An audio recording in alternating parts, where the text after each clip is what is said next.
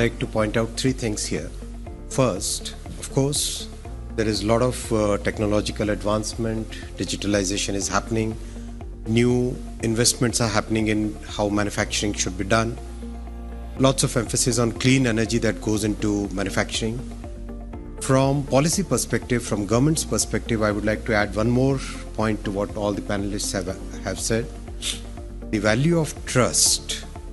The value of trust is very, very important, which probably we cannot put in terms of dollars and ROI, but value of trust is very, very important. The countries and societies and companies which develop trust, and that is not a single dimensional thing, that is a multidimensional thing. Trust in terms of, okay, if you are using clean energy with full conviction, that is trust. If you are making sure that you're going to meet your commitments, that's a normal contractual thing. But going beyond those normal contractual things and getting into uncertain circumstances, still meeting those commitments, that's trust. So trust is going to be a very big factor.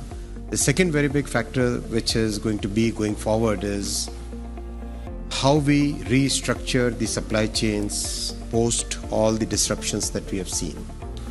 And yes, there are ideas about nearshoring, friendshoring, all kind of stuff is there. But I think what is going to be more important is flexibility in the way we think, flexibility in the way we design our manufacturing processes, and lots of ability to rapidly adapt to new challenges. These two things will be very important going forward.